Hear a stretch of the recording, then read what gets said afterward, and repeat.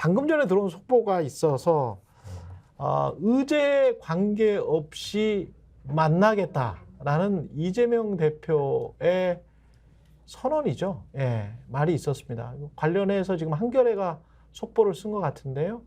다른 신문들도 좀 속보가 나오고 있는 것 같고, 저거는 이것부터 이제 속보가 나왔으니까 이것부터 좀 해석을 해봐야 될 텐데 상당히 잘 짚은 것 같습니다. 예, 이재명 당 대표로서는 영수회담 협상 다 접어두고 그냥 만나겠다. 의제 상관없이 이렇게 나올 줄 알았다.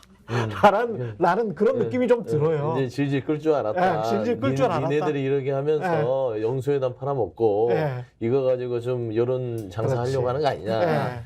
이제 못 보겠다. 뭐 제대로 맥을 짚은 것 같아요. 예, 맥을 짚었어요. 맥을 짚은 거예요. 왜냐하면 의제 상관없이 만나겠다라는 거는 이제 더 이상 질질 끌지 마라. 내가 일단 만나서 내가 할 얘기 다 하겠다. 그렇지. 저는 그 얘기 같아요. 근데 그게 전공법이 맞는 것이고 이재명 대표나 민주당에서 지금 저기 용산에 대해서 계속 신문회담에 나서줬던 것은 최대한 배려를 한 겁니다.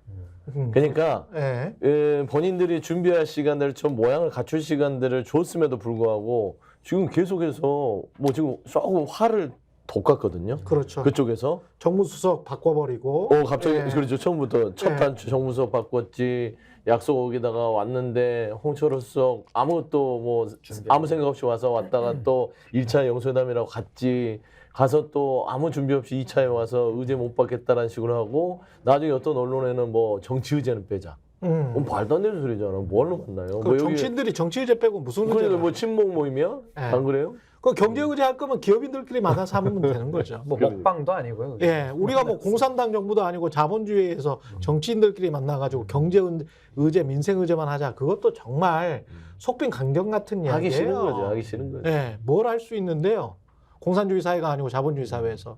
그럼 기업들 그리고 국정 운영 자체가 민생과 경제와 관련해서는 기업이 주도하고 국가는 정부는 뒤에서 밀어주기만 하겠다. 그게 대통령실 용산 홈페이지에 가면 있어요. 네, 맞습니다. 그렇게 말하는 거잖아요. 그런데 경제 의제만 하자 또는 민생 의제만 하자 뭘 할 건데? 뭘 할 건데? 예. 아니 근데 저는 이제 사실 축구 중에서 가장 보기 짜증나는 축구가 침대 축구거든요. 그렇죠. 계속 누워가지고 서로 쥐나 풀어주고 앉아 있고 막 그 뭐죠 크로스 라인까지 걸어서 나가고 막 이러면은 굉장히 지켜보면서 참 한심하다는 생각이 드는데. 그렇죠. 지금이- 선수 교체하면서. 그러니까요. 그래서 천천히 나갑니다. 약 올리면서. 근데 저는 지금 이 영수회담이라는 제안 자체도 전 윤석열 대통령이 먼저 제안했는데 그날이 아마 지난 금요일이었을 겁니다. 갤럽 나왔을 때 딱 갤럽 조사 나오고 나서 너무 지지율이 낮게 나오니까 이제 윤석열 대통령이 충격을 받았겠죠. 그래서 오후에 이재명 대표한테 전화 한 통 넣어가지고 만납시다. 이래서 시작이 된 거거든요.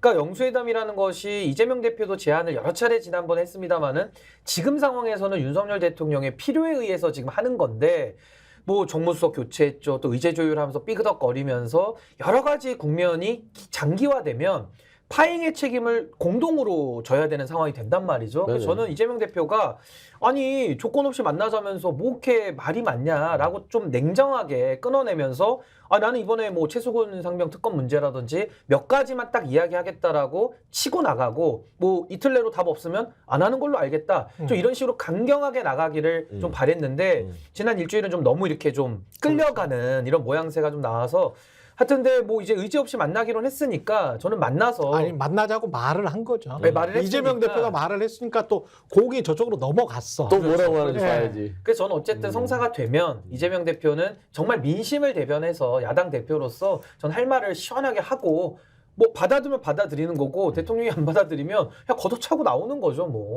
저 그렇게 좀 시원하게 해야 된다고 봅니다. 그 용산에서 2차 회담까지 끝나고 주장하는 바들은 뭐였냐면 의제와 상관없이 만나자. 의제를 정하지 말자. 그런 입장을 홍철호 수석이 공식 브리핑을 했더라고요. 그건 뭐냐면 그냥 와서 모양만 갖춰달라는 거였고 민주당은 최소한 기회를 주려고 했던 거예요. 말씀한 대로 25만 원 민생회복지원금 플러스 최수근 상병 이 수사 외압에 대한 부분들은 특검 이 부분은 대답을 해줘야 된다. 그래야 이번 총선 민심을 대통령실이 읽는 것처럼 보일 거 아니냐 그거예요. 그렇죠. 저는 윤석열 대통령한테 이재명 대표가 기회를 준 거라고 생각해요. 이 둘 중에 하나만 대답을 해도 좀 변했네. 이러려고 진정성 있게 영수회담을 했구나 하는데 의지 없이 만나자는 거는 나중에 그냥 그 합의문에다가 뭐 자주 만나자. 우리 또 저녁 식사하자. 우리 또 김치찌개 거래 먹고 뭐 그렇죠. 떡볶이도 해 먹고 이렇게 하자. 우리 허심탄회하게 하고 내가 자주 전화하겠다. 이런 추상적인 합의만 나올 거란 말입니다. 그러면 맹탕이잖아요. 그렇죠. 근데 이게 야당인 이재명 대표한테 나쁘게 작용할 거라고 생각한다면 오산이에요. 예. 왜냐면 기회는 윤석열 대표한테 여러 번 오지 않습니다. 이재명 대표는 우리가 야당이 지금 강력한 힘을 국민들이 주셨기 때문에 와서 그런 식으로 돌아오면 야당은 야당대로 야당 시간을 갈 수밖에 없어요. 최수근 상병 특검 밀어붙여야 되고요. 그렇죠. 이주원 민생회복지원금 얘기해서 말해야 되고요. 법적 절차 있으면 다 바꿔서 용산에서 못 받아들일 법한 많은 숙제들을 던질 겁니다. 그러면 윤석열 대통령은 또 거부권 사용할 수밖에 없어요. 그렇죠. 그러니까 기회를 줬을 때 영수회담에서 몇 가지만 풀면 또 차근차근 풀리잖아요. 그리고 심지어 이런 얘기도 나왔잖아요. 그래, 배우장인 김건희 여사까지는 최소한 이번 첫 만남이니까 뭐 안 하는 게 어떻겠냐. 이 얘기까지 배려를 해준단 말입니다. 그럼 감사합니다고 받아야지. 지금 이럴 때냐. 저는 그런 생각이 들어요. 근데 이재명 대표에게는 예. 상당히 이 영수회담은 좀 꽃놀이패라고 저는 볼 수밖에 없는 게 예. 의제 제한 없이 만나자고 대통령이 처음에 통 크게 제안했거든요. 그렇죠. 아, 뭐 대표님 말씀 들으려고 만난다. 예. 그럼 가가지고 하고 싶은 얘기 다 하고 오면 그렇죠. 되는 거예요. 그래 만납시다. 그렇죠. 와. 그리고 만약에 의제를 정하자고 하면은 이재명 대표는 뻗뛰면 되거든요. 아, 최수근 상병 특검 같은 경우는 전 국민이 지금 동의하는 주제이기 때문에 예. 뭐 회담의 전제로 써도 되고요. 아니면 회담의 의제로는 1순위로 제안을 해도 안 받을 수가 없는 거거든요. 그럼 안 받으면은 결렬의 책임은 또 대통령실에 있는 거 아닙니까?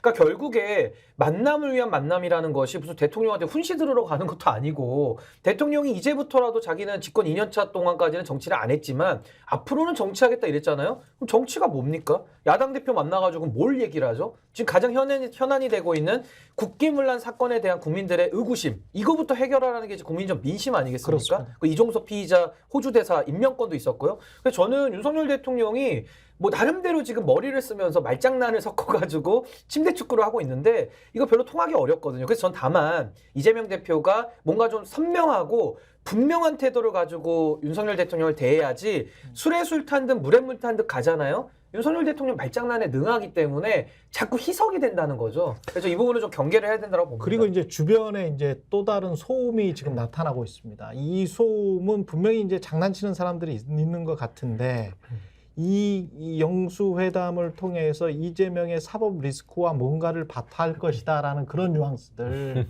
뉘앙스들이 여권 내부와 보수 신문들 그다음에 여의도에서 이렇게 쓱 나와요.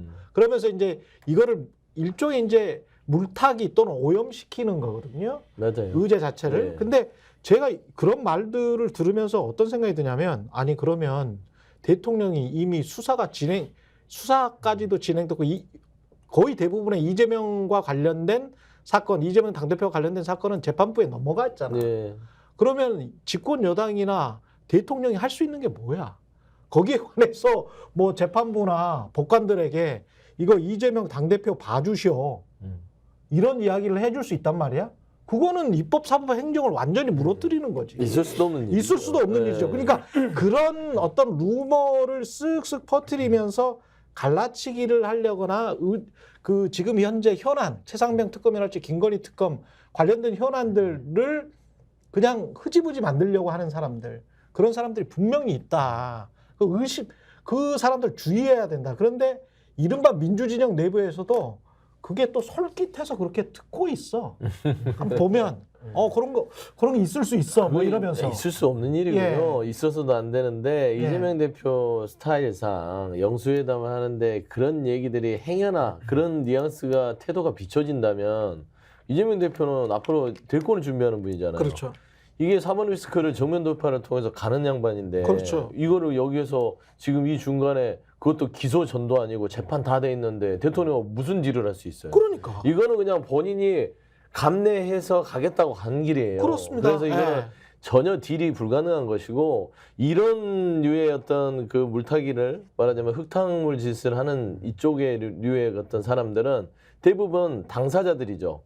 대통령이나 김건희 여사 두 부류에 있는 측근들이 뭐 작업을 하는 게 아니면 불가능해요. 왜 그러냐면 최수근 상병은 대통령한테는 외통수예요. 그렇죠. 이게 다 까지면 대통령은 본인이 경로에서 바뀐 어떤 여러 가지 그게 만약에 상황들을 사실이면 얘기를 해서 이거는 탄핵의 사유도 될 수 있는 그렇습니다. 부분이고 김건희 여사 주가 조작 특검법 저는 이 내용도 내용이지만 왜 이 김건희 여사에 대해서만 우리 대한민국 2년 동안 검찰 수사가 이루어지지 않았고 이걸 누가 막았고 그렇습니다. 왜 이게 안 되게 했고 명품백사 그 영상이 있음에도 불구하고 어떤 사법적 조치나 이런 것도 이루어지지 않았던 이 과정 자체도 들여다보면 탄핵 대상이 될 수 있어요. 예. 그렇기 때문에 저는 최소한 대통령 그다음에 김건희 여사 대통령 배우자 이 두 사람들의 측근이 이 영수회담을 통해서 이재명 대표와 사모니스크와 이제 빠터를 치려는 말하자면 아주 안 좋은 어떤 마타도죠. 예. 아니 그리고 이제 사법부의 영역에서는 대통령 할아버지가 와도 할 수 없는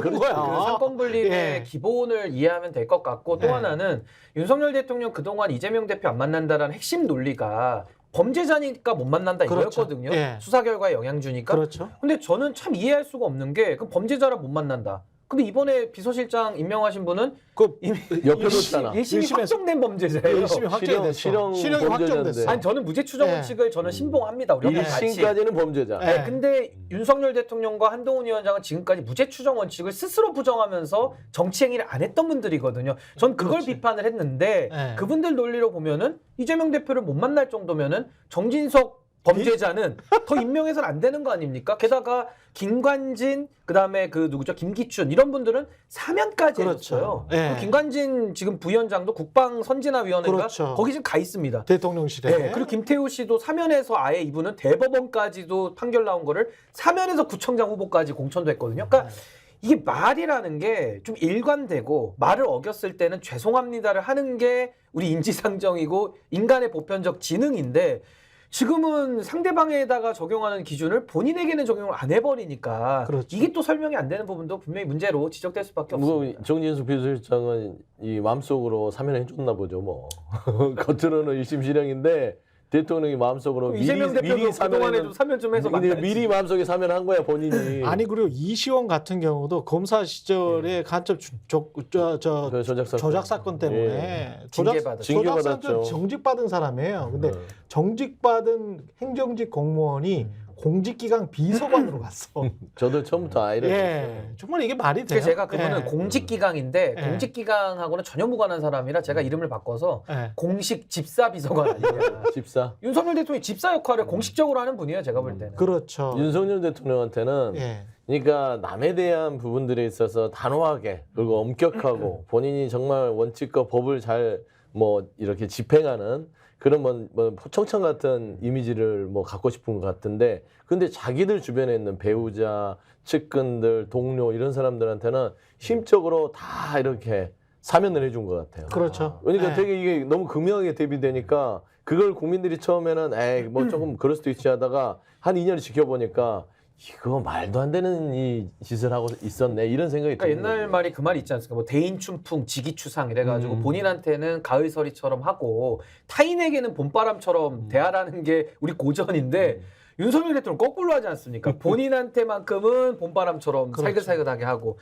타인에게는 추상같이 하는 그러니까 이런 참 내로남불이라고 할까요? 위선이라고 할까요? 참 이 부분에 대해서 보수 진영에서 상당히 예민하게 그동안 뭐 문재인 정부 비판하고 매섭게 하면서 정권 교체까지 이루어낸 당사자인데 본인 스스로 이런 엉뚱한 일을 한다는 것 자체가 전 신뢰를 스스로 계속 깎아먹고 있는 거 아니냐. 그리고 라는 생각이 저는 듭니다. 이게 사회 전체가 언론이 진짜 문제라고 생각을 하는 게 문재인 정부 때 만약에 대통령이 검사장이나 누구와 친하다고 전화를 뭐 가끔 한다거나 술을 먹는다거나 뭐 이런 게 있을 수 있는 일입니까? 있을 수가 없죠. 난리가 나죠. 큰일 나죠. 법무부 장관이 관련해 가지고 무슨 사람들 만나서 어떤 뭐 술자리가 잦거나 이거 말도 안 되잖아요. 알려줘서도 안 되고 예. 해서도 안 되고. 근데 윤석열 대통령 들어와서는 서초동 주변에서 그런 이야기들이 많아요. 네. 서초동 주변에 그런 이야기 이거 루머라고 저한 루머입니다. 네, 루머예요. 저는 근데 저의 정보원들은 여기 저 스픽스 계속 보시는 분들은 알겠지만 예, 고급 정보원들입니다. 고급 정보원들이라는 거는 우리 사회에서 다 한 자리씩 하는 분들이다. 예, 바로 그 자리에 있는 분들이다라고 말씀드릴 수 있겠는데 그런 분들 이야기를 들어보면 그냥 수시로 전화를 했었다는 거야. 수시로 전화를 했었고 수시로 술자리를 가졌다는 거예요. 대통령이 검사들이랑. 근데 그거를 지적하는 사람들이 아무도 없어. 나는 이른바 보수신문 기자들 다 알고 있다고 보는데 이런 다 것들. 알죠. 예? 법조 출입하면 다 알죠. 서초동에서 어디에서 뭐 설렁탕 먹었다까지 다 하는데. 그냥 그렇죠. 안 본 눈으로 안 본 척하는 안 본 거죠. 눈. 이러면서 눈틀막 될까봐. 그렇죠. 입틀막 눈틀막. 봐도 못 보죠. 어. 예, 이런 하는 거죠. 그러니까 대통령이 검찰을 장악했다라는 그 기류는 지금 다 있잖아요. 그렇습니다. 신문이든 언론이든 다 있어. 대통령이 검찰을 장악한 게 정상적인 건가? 아주 비정상적인 거잖아요. 그리고 문재인 정부 때 검찰 중립과 독립을 위해서 그렇게 목이 터져라 외쳤던 검사분들이나 언론인분들은 어디 갔어요 도대체? 그러니까 지금 윤석열 대통령의 사무관이 예를 들면 이제 뭐 언론을 뭐 좀 비유하기는 그렇지만 조선일보 편집국장을 하다 나왔어요. 예. 그래서 다른 회사에 임원이 됐는데 조선일보 가면 아직도 본인이 편집국장이에요. 예. 그래서 뭐 후배들 야 이리 와봐 뭐 이리 와봐 이런 식이거든요. 그렇죠. 그러니까 윤석열 대통령 머릿속에는 서초동 가면 옛날 생각이 나고 아직도 내가 검찰총장이고 내가 지검장이었던 시절 생각하면서 야 이리 와봐 내가 선배잖아. 그러니까 본인이 공과사가 구분이 안 되는 양반이죠. 그렇습니다. 그러니까 국정원이 이렇게 한 것이죠. 음. 공적으로는 아까 말한 대로 자기한테 엄격하려면 공사가 구분이 확실해야 됩니다. 그러니까 사적 영역과 공적 영역을 구분을 못해요. 이걸 보통 사리분별이 없다고 우리가 얘기를 하잖아요. 그렇습니다. 사리분별이 없는 거예요. 그렇습니다. 그러니까 김건희 여사가 대통령 배우자라 하더라도 아니 일반 회사를 다닌다면 뭐 일반 회사에서도 그럴 수는 요즘 없지만 회사에서도 안 그러잖아요. 회사도 안 그러잖아. 근데 국정을 운영하는 가장 큰 높은 자리에 있는 대통령의 자리가 얼마나 무겁고 엄중한 자리입니까? 정말 이가 다 빠져도 그만큼 고민해야 될 자리인데 예. 김건희 여사 배우자 지키려고 무슨 짓을 하고 있습니까? 거부권 행사잖아요. 그 다음에 수사를 못하게 할 것 같아요. 왜냐하면 검찰을 왜 만나겠어요? 검사 후배들 만나서 야 좀 이건 제 추측입니다. 다만 예. 검사 후배들만 무슨 얘기가 있어요? 뭐 잘 계십니까? 그러면 야 근데 요즘에 말이야 우리 배우자가 뭐 이거 해서 야당에서 예. 공격을 하는데 잘 좀 버텨봐. 아니, 뭐 이렇게 할 수 있는 거 아니에요? 실제로 이게 자리에서. 상식적으로 행정부 공무원이면 일을 해야 될 거 아니에요. 행정부 공무원이 일을 해야 될 거는 관련된 사건에 관련해서 야 이거 무혐의야? 그러면은 기소 못해. 불기소. 야 이거 혐의 있어? 그럼 불러서 수사해봐. 그러면 수사하다가 아 이거 혐의 있어? 그러면 기소. 이거를 김건희와 관련해서 이걸 2년을 끈다? 이게 말이 됩니까?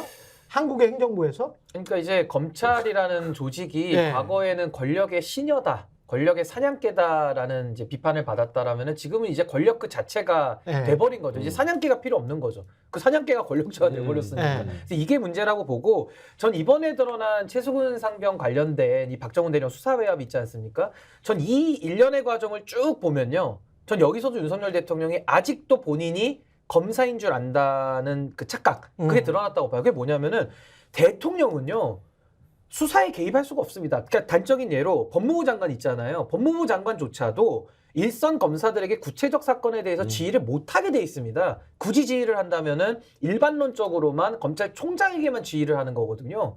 그 정도로 수사 외압에 대해서 우리는 법 체계가 막아놓고 있는데 이번에는 보십시오. 군 검찰. 근데 군 검찰도 또 이번에 법이 바뀌어가지고 군사법원법 개정으로 인해서 민간 경찰로 가게 돼 있어요. 이첩할 수 있다가 아니라 이첩하여야 한답니다. 근데 이거를 갖다가 윤석열 대통령은 아직도 검찰총장인 거예요. 아 검찰총장이 내 밑에 있으니까 내가 검찰총장보다 위고 내가 국방부 장관보다 위니까 내 맘대로 해도 돼. 그 사람 빼. 수사 기록 갖고 와. 이렇게 된 거거든요. 근데 문제는 군사법원법 개정이 돼서 민간 경찰로 가게끔 돼 있는 것도 이미 몰랐다고 저는 보고요. 또 하나는 이시원 그 공직기관 비서관이 뭐 전화를 했든 해서 하여튼 국방부 검찰단이 가가지고 기록 갖고 온 거 아닙니까?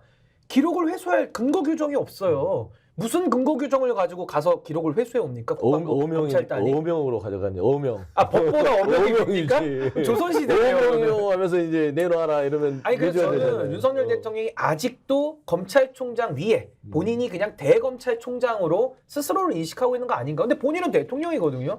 이건 전 지위의 착오를 지금 하고 있다라고 보는 겁니다. 그냥 혼자 윤석열 대통령이 2년 동안 참 고생 많았던 게 혼자 북치고 장구치고 다 했던 거는 같아요. 그러니까 이게 정부가 조직을 이렇게 구성해 놓은 것들은 각자의 역할들이 있고 거기에 대해서 권한을 남용하지 않도록 다 칸막이를 해놨습니다. 그게 민주주의 사회 아니겠습니까? 근데 그럼에도 불구하고 본인이 아까 제가 웃으면서 얘기했지만 본인의 말을 어명이라고 생각하는 것 같아요. 법 위에 있다. 예. 법은 너네 백성들이나 지키는 것이지 나는 나의 말은 곧 법보다 위에 있고 내가 말을 하면 그건 어명으로서 받들어야 된다라는 국정 운영을 해오지 않았냐라는 오해가 충분히 있었던 게 그 정점이 최수근 상병의 수사위협이다. 근데 그 어명은 정말 어명으로 밝혀진다면 그건 탄핵 사유다. 민주주의 국가에서는. 예. 저는 그렇게 생각이 돼요. 아까 이재명 대표가 대통령 만나겠다, 뭐 의제 없이 만나도 상관없다 이렇게 밝혔다고 했잖아요. 그러니까 대통령실이 오늘 오전에 3차 실무회동을 하겠다.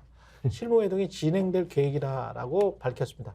침대 축구가 많네. 네. 또 쥐가 났나 보네. 침대 축구가 많네. 동문서답이고요. 네. 제가 어제 내가 그랬어요. 어제 방송 네. 나가서 영수회담 어떻게 될 것 같냐, 되겠냐. 그래서 조짐이 이상하다. 네. 조짐이 이상하다. 그러니까 최대한 지금 이 대통령실과 윤석열 대통령은 이 영수회담을 장사를 할 시간을 벌고 있다. 그렇죠. 그러니까 계속 국민한테 던지는 거예요. 뭐를 말하자면 할게.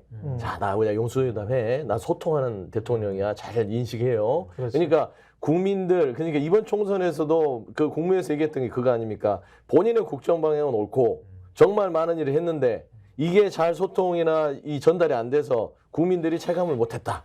이 얘기잖아요. 영수회담도 아마 그 트라우마 때문에 오랜 기간 계속 체감할 수 있도록 시간을 주는 거예요. 1차하고 2차하고 3차하고. 무슨 이게 뭐 미국하고 소련하고 만나는 것도 아니고 용산하고 여기도 30분밖에 안 걸려요. 그렇죠. 그리고 이재명 대표가 아니 담당하는 그러니까 대상자 아닌 직접 대상자가 네. 내가 만나겠다 하면 대통령이 그럽시다. 우리 시간 낭비하지 말고 전화를 해야 되는 거 아니에요. 네. 뭐 언제 수시로 맨날 차 먹고 식사한다며요. 왜 네. 갑자기 전화 안 하죠? 이제 정치한다 그랬는데 이제. 이게 정치야. 이건 꼼수지. 아니 저는 이상한 게 기시다 총리를 있잖아요. 네. 7번을 만났거든요. 네. 아니 외국 정상들하고도 이렇게 자주자주 보는데 내국인들끼리 이렇게 만나는 게 어렵다는 것도 웃긴 거고 네. 김치찌개 끓인다 그랬잖아요. 네. 뭐 빈대떡 먹고 족발 추가자 그랬는데 이러다가 김치찌개 다 쫄아붙었어요. 제가 보기엔. 쫄아본 게 국물이 쫄겠어요. 냄비가 타. 냄비가 냄비가 타요. 지금 타고 있어요. 이것도 좀 재밌네. 심평 변호사가 YTN 라디오 뉴스킹 배승입니다. 저거 원래 저 박준 변호사 박준 변호사에 바뀌었구나. 바뀌었어요. 아, 네, 좀 날라갔습니다. 예. 뉴스킹 배승입니다 인터뷰에서 사실 영수회담을 위한 메신저 역할을 본인이 했다. 얼마 전에 이재명 대표의 측근 중에 측근이라고 할 수 있는 분이 영수회담에 관한 뜻을 전달해달라고 저한테 부탁을 했다. 저것도 이상해. 근데 왜 이렇게 철이 없어요? 저런 얘기를 왜 다 얘기하고 아니 저것도 사적인 사실이어도. 사적인 통로를 아이고. 이용해서 뭘 했다는 거야? 정무수석은 그러면 그 전에 왜 핫바지네, 있었어? 핫바지. 아니 심평 변호사가 저렇게 얘기하는 거는 뭐냐면 예. 그 굉장히 위험한 발언이에요. 좀 비선 실세 아닙니까? 이상하게 보면 네, 비선이네. 저 이거는 좀 또 개인적인 아주 추측입니다. 네. 뭐 음모설은 아닌데 윤석열 정부 들어서 두 글자 이름이 들어가는 분들이 좀 요상한 얘기를 많이 해요. 아, 그럼 심평, 네. 뭐 천모 씨, 뭐 네. 있잖아요. 네. 천공. 천공, 심평 이렇게 천공은 대통령의 측근인지 아닌지를 모르겠어요. 모르겠어. 근데 가만두는 네. 거 보면 측근은 맞은 거 네. 같아요. 가만두잖아요. 반박을 못하죠. 반박을 못. 근데 지금 심평 변호사가 저런 식으로 우리 민주당 측의 이재명 대표의 측근이 따로 비선 라인으로 영수회담의 뜻을 전달했다. 아니 솔직히 말하면 야당이 아쉬울 게 없어요. 그렇죠. 야당 왜 아쉬웁니까? 네. 지금 영수회담을 제안한 건 대통령이 먼저 아쉬워서 전화를 한 것이고 네. 야당에서는 이거를 가지고 어떤 의제를 가지고 뭔가 좀 얻어올 생각이 있는 것이지 영수회담 솔직히 저기 이 용산에서 걷어차잖아요. 이거는 역풍에 역력풍이 불어서요. 완전히 망가집니다. 저- 구제가 불가능해요. 저는 저 지금 심평 변호사 발언은 너무 저는 심각하고 저거 당장 저는 국정조사 해야 된다고 보는 게 처음엔 총리 인선 협의만 하기로 했다라는 거 아니에요? 이 영수회담 메신저 역할을 왜 근데 심평 변호사가 아니 사인이 어떤 공직도 맡고 있지 않는 거 아니에요 지금? 너무 위험하다. 아니, 저분이 무슨 네. 뭐 어떤 교육위원회 무슨 외부 위원 하나 뭐 맡고 있는 건 맞는 것 같은데 지금 그게 중요한 게 아니라 대통령의 영수회담을 본인이 메신저 역할했다. 그럼 저분은 지금 정무수석 어둠의 정무수석입니까? 비선. 그럼 김건희 여사 쪽의 라인입니까? 누굽니까? 이거 안 밝히면요. 지금 대통령실은 완전히 핫바지들인 거예요. 그동안에 이관섭 비서실장 뭐 나가시면서 마이웨이 불렀다고 하는데 그분이나 한호섭 정무수석 뭐 한 겁니까? 그 월급을 왜 줍니까? 그리고 그분들이 왜 그럼 정보를 취급합니까? 완전히 핫바지 아닙니까? 뒤에서 다 하는데 그 비선 실세가요. 매우 심각한 합법입니까? 겁니다, 저거. 불법입니까? 국정 운영에 공식적으로 임명되시지 않은 분이 완전한 하면 불법입니다. 그게 국정농단 아닙니까? 윤석열 대통령이 수사했던 사안입니다. 그러니까. 그러니까요. 근데 완전한 지금 심평 변호사 굉장히 위험한 발언입니다. 위험하죠. 뭐냐면 영수회담은 매우 중요한 국가적인 어떤 그 행사고요. 최고의 정치 최고의 정치 정점이기 때문에 이거는 아주 정갈된 사람들이 임명된 사람들이 공식적으로 해야 되는데 본인한테 우리 이재명 대표의 측근 누군지도 모르겠고 그렇죠. 거기서 할 이유도 없고 저희가 근데 본인한테 와서 자기가 뭔가 대통령과 뒤에서 영수회담 이렇게 코치를 한다. 이거 아주 심각한 근데 문제. 정치를 어떻게 저렇게 하지? 저건 정치가 아니죠. 네. 공식적인 정치를 안 하네. 저거는 국가 공식적인 아니 월급을 정무수석 월급 주는 게 그거 하라고 월급 주는 거 아니에요? 저거는 국민들이. 정치가 아니라 네. 빛이죠, 빛이. 네. 비선 정치. 비선 정치죠. 빛이야, 빛이. 예. 그치? 굉장히 잘못됐고, 예. 아니 저는 지금 윤석열 대통령이 우리나라의 헌법 근간을 지금 무너뜨리고 있거든요. 이상하게 정치를. 아 너무 심각합니다. 전 네. 이거 제가 뭐 법률가기도 하지만은 중대한 헌법과 법률 위반일 때는 오히려 탄핵을 해서 대통령직에서 내려오는 게 헌법 수호하는 거고 헌법 수호의 일차적 책임은 대통령에게 있습니다만은 대통령이 헌법을 어기면 어떡합니까? 박근혜 대통령 끌어내리지 않습니까? 그게 민주공화국의 정신이거든요. 전 윤석열 대통령이 본인을 군주로 생각하든 뭐든 저 관심 없습니다. 본인의 행동 자체가 대한민국의 헌법이라고 하는 위임한 권한을 스스로 남용하고 오남용한다면은 이거 더 이상 대통령직에 놔두는 것이 헌법을 우리가 무너뜨리고 있는 거다. 이거 수호를 할 책임이 국민에게 있다고 봅니다. 예. 그리고 이철규 원내대표설이 계속 나오고 있는데 지금 생각을 해보니까 이철규 의원 같은 경우는 사무총장을 했었잖아요. 뭐 여러 가지 다 요직은 다 있죠. 강서구청장 그때 패배할 때 당시 사무총장. 사무총장했습니다. 그리고 강서구청장 보궐선거 패배했죠. 18일 만에 복귀했죠. 그다음에 인재영이 위원장 됐죠. 공천을 했죠 이번에. 그다음에 이제 공관위 역할을 했죠. 그다음에 총선 패배했죠. 그다음에 원내대표가 된다고? 이거 좀 이상한 거 아니야? 역신상필벌이야. 신상필벌을 역으로 하는 거죠. 예. 못할수록 승진시켜주고 상을 받는다. 죄를 지면은 승진시켜주고 네, 대사 보내주고 뭐 이런 비슷한 맥락 아닐까 싶어요. 아니 이게 따져보니까 이 양반의 이력을 최근 이력 따져보니까 이 양반은 어떤 거를 해도 계속 요직으로 가는구나. 이런 분은 패전 전문이고 가시손이거든요. 건들 네. 때마다 무너지는 거예요 지금. 근데 네. 이 이철규 의원 같은 경우 원내대표 나온다는 얘기가 나왔을 때 저는 이게 정치 문법도 깨질 뿐더러 네. 참 이분 두껍구나. 그렇지. 이게 정치인은 본인의 그렇지. 어떤 행위에 대해서 책임을 지는 것들은 여야를 막론하고 여의도에서 정치에서 오랫동안 하려면 그렇게 해야 됩니다. 근데 본인은 아까 말씀했듯이 강서구청장 재보궐 참패를 했을 때 사무장 물러났고 얼마 되자마자 노른자인 인재영이 위원장이 되잖아요. 거기다 공천에 개입하는 공관위까지 개입합니다. 그때 한의 기자회견. 그렇지, 그렇지. 그다음에 비례대표 관련해서 저기 또 한동훈 전 비대위원장에 또 각을 세우면서 실세임을 또 내세워서 결국에는 선거 망치는 주범의 하나였다고 봐요. 그러면은 조용히 있어도 욕먹을 판에 본인이 뭘 잘했다고 원내대표를 나오죠. 예. 그러면 이제 저는 이런 경우들을 어떻게 생각하냐면 용산이 아직도 국민의힘에 대해서의 그립을 높지 않았구나. 여기에는 이철규마저 날아가 버리면 내 의사가 전달될 수 있는 당내에 이건 없구나. 그리고 이제 권선동 의원 같은 경우는 좀 용산하고 좀 거리를 두면서 멀어졌다 하더라고요. 그러면은 제 생각에는 윤석열 대통령이 국민의힘에서의 어떤 영향력을 계속 유지하려면 이철규 의원을 원내대표에다 앉혀놔야만 예. 되는 것이고 당대표까지는 이제 손을 못 댈 거예요. 무슨 낯으로 또 되겠어요. 다 본인이 망쳐놨는데 그래서 원내 수습하는 차원에서 이철규를 원내대표로 아마 용산에서 푸시를 해서 간 것이 최소한 벼룩도 낯짝이지. 이철규 의원도 나름 정치하신 분인데 본인이 원내대표 나와서 나 잘해서 하겠습니까? 저는 이거는 또 오다 출마다. 오다가 내려온 출마고 오도 출마라고 보는 이유는 또 정진석 비서실장 임명과 동시에 충분히 있을 수 있는 일이다. 그래서 실질적인 당대표 역할을 용산에서 정진석 비서실장이 하고 원내는 이철규 원내대표가 아우르면서 원내대표 그리고 바지 당대표는 누가 되든 마음대로 해라. 이런 저는 그림을 용산에서 조각을 했다. 그렇게 좀 분석할 수 있겠습니다. 그래서 나경원 의원이 그런 반응을 보이는구나. 그냥 웃지요. 이런 게 판을 봤으니까 내가 바지가 될 일은 없지요. 뭐 이런 이야기가. 그렇죠. 예. 근데 나경원 대표, 예. 그러니까 나경원 그 의원 당선인은 이번에 뭐 당 대표로 지금 거론되는 굉장히 유망하게 지금 거론되고 있는데 그렇죠. 이분이 나가면 아마 되긴 될 겁니다. 근데 지금 고민이 뭐냐면은 당 상황이 너무 안 좋잖아요. 그러니까 그렇죠. 아까 우리 서영주 대표님께서 이걸 오다 출마다 이철규 대표 그 원내대표 출마 이렇게 설명하셨는데 저는 뭐 욕망 출마일 수도 있지 않나? 욕망? 그러니까 오다 아니면 욕망인데 저는 그런 상황 속에서 그러니까 그 지난 총선에서 한동훈 위원장 체제에서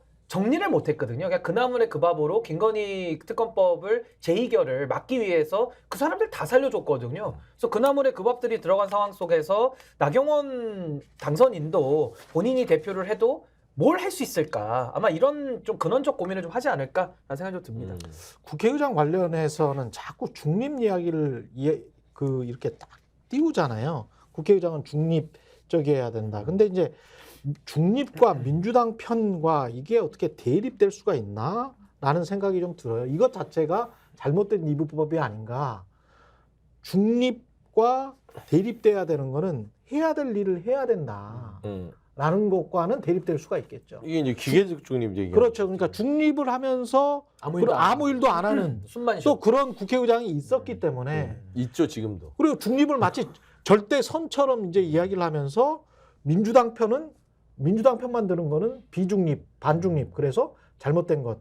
민주당 편을 들라는 게 아니고 국민들의 민심 요구에 따라서 국회의장이 할 수 있는 일을 해봐라.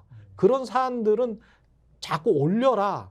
그런 이야기 아니에요? 아니 당연한. 그것과 대립되는 게 아무 일도 안 하는 중립인 거 아니에요? 근데 그러니까 개념 정립의 혼동이죠. 그러니까 저는 자꾸 이런 식으로 흙탕물을 이 예. 중립이라는 것이 지금 김진표 의장을 아마 많이들 비판하시는 그렇죠. 거고 뭐 안철수 의원의 과거 태도처럼 그냥 기계적 중립 있지 않습니까? 그렇죠. 양쪽에서 얘기하면 양당을 까고 예. 그냥 가운데 어디 이건 그렇죠. 답이 아닌 거거든요. 그러면서 나는 아무 일도 못해. 상정도 못하고 아무것도 그렇죠. 못하겠으니까 알았어요. 합의해 갖고 와. 근데 절대 합의도 안 해. 그러다가 이제 뭐 하면 직회부하면 강행 처리했다라고 이제 막 언론에서 띄우고 나면 그 다음에는 당연히 거부권. 그리고 이제 끝. 뭐 이거였잖아요. 그러니까 이진복 수석 예. 이야기대로 아무 일도 하지 않으면 아무 말도 하지 만 아무 일도 안 일어나는 예. 것처럼 가만히만 있는 게 중립은 아니다. 전 이 말씀은 꼭 드리고 싶고 저는 지금 국회의장이 해야 될 일은 의전서열 2위거든요. 대한민국 헌법에서는 입법부가 상권 분립 중에 가장 먼저 나옵니다. 그만큼 위상이 높은 곳인데 즉 국회가 정치 불신으로 인해 가지고 위상이 땅에 떨어져 있잖아요. 그럼 이번 국회의장은 국회의 위상을 민심과 함께 세울 수 있는 사람이 해야 되는 겁니다. 근데 저는 이제 다만 이제 민주당 내 흐름 중에 제가 좀 유감인 것은 후보자분들 뭐 훌륭하신 분이 되면 참 좋겠는데 이분들이 다 지금 친명 마케팅을 하고 네. 명심이 어디 있냐 이런 건 좀 안 했으면 좋겠어요. 그런 거 할 필요 없어. 네, 그냥 국민의 민심을 더 받아 안겠다, 그럼. 개혁하겠다, 아니면은 뭔가 국민의 민심에 가려운 곳을 긁겠다 이렇게 하면서 국회 위상을 세우려고 들어가야지. 당연하죠. 이재명 대표에게 가서 가는 거는 국회 위상 세우지도 못합니다. 당연하죠. 신인규 위원장 말을 좀 들어야 돼요. 네. 좀 아니, 이거를 국회의장 될 분들이 지위예요. 친전을 좀 돌려요. 국회의장 나오실 분들은. 근데 스페이스를 꼭 보세요. 말씀한 대로 그겁니다. 말씀한 거는 입법부의 수장들의 어떤 중립, 그 다음에 기계적 이걸 버리겠다. 이런 선언보다는 저는 좀 영리하게 입법부의 위상, 이 의전설 2위고요. 입법부가 뭡니까? 민의를 다 총알을 그렇지. 모아놓는 거예요. 그러면 이번 총선에서 민의가 뭐였습니까? 이번 현 정부의 행정권의 어떤 사유화, 그 다음에 독선적인 어떤 국정 운영을 막아라. 그리고 입법부가 무시당하는 걸 막아라. 입법부가 무시당하는 건 국민이 무시당하는 것이다. 그렇죠. 라는 것을 바로 세울 수 있는 그런 좋은 정치, 강한 정치, 똑부러진 정치를 할 수 있는 국회의장을 하겠다라고 얘기하는 것이 말씀한 대로 명심 마케팅에서 내가 이재명 대표하고 친하니까 내가 국회의장이다. 그건 아니야. 이거는 영리한 선거가 아니다. 그건 아니야. 그거는 또 국회의장의 어떤 자리에도 맞지 않는다라는 차원에서 세 분이 물론 이제 당심과 이제 당심에 많은 신경을 쓰는 이제 민주당 내 의원들의 표를 얻기 위해서 당내 경선 때문에 하는 건 알겠지만 근데 다른 사람들이 보기에는 부끄러워. 그래 그러니까 부끄러워. 좀 국회의장인데. 국회의장의 품위에 보고 맞 있잖아요. 그러니까 국민이 보고 국회의장의 있잖아요. 품위에 맞게 네. 민의의 전당의 수장이 될 만한 사람의 품격을 좀 보여줬으면 좋겠다. 저도 그런 아쉬움은 있어요. 그리고 국회의장이 네. 국회에서 제일 많이 하는 말씀이 뭔지 아세요? 멘트가? 하도 싸우니까 네. 의원 여러분 조용히 하시고 국민이 바라보고 있습니다. 이 얘기를 늘 하시거든요. 국민들이 지켜보고 있다는 얘기를 그렇지. 국회의장은 멘트처럼 하거든요. 그렇죠. 그러면 그렇죠. 저는 네. 일국의 국회의장입니다. 2위예요 의전서열. 그럼 저는 국회의 위상을 누가 세워줍니까? 의원들의 대표 아닙니까? 그렇죠. 본인 스스로 세워야 되는 건데 이분들이 시작부터 아무리 다급해도 뭐 마음은 인간적으로 이해하지만 아무리 다급해도 명심하고 다니는 것이 정말 볼썽사납고 그렇게 해서 국회의원이 못 세웁니다. 그렇죠. 그럼 편향성이 되는 거예요. 그렇죠. 저는 이런 건 아닌 것 같고 정말로 국민을 생각하고 국민이 배제된 정치를 정상화하는 길에 첫 단추를 매겠다. 이 어려운 일 하겠다. 매우 무거운 자리입니다. 엄중한 책임감을 가져야 됩니다. 지난번에 미국은 하원 의장이 사실상 우리나라의 국회의장하고 거의 똑같은 자리라고 볼 수 있는데 하원 의장 할 때 나는 트럼프의 측근이다라고 강조하면서 서로 간에 싸웠잖아요. 그런 거하고 비슷한 양상이야. 요렇게 되면 추잡해져.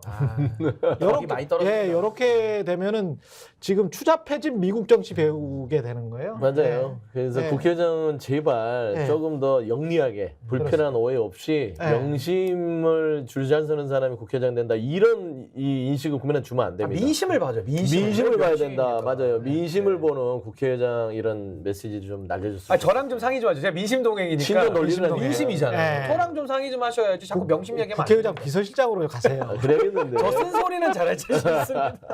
서영주 더불어민주당 전 상근 예, 부대변이고 전 상근 부대변입니다. 지금 맥 연구소입니다. 정치연구소 예, 정치사회연구소. 맥 정치사회연구소장입니다. 네, 예. 그렇습니다. 원고 앞으로 꼭 좀 바꿔주세요. 바꿔주세요. 저 이제 이 예. 날카로운 평론으로 예. 자주 찾아뵙겠습니다. 예, 신인규 민심동행 창당준비위원장이었습니다. 고맙습니다. 네, 감사합니다. 예, 정치본색 오늘은 여기까지고요. 다음 주에 뵙겠습니다.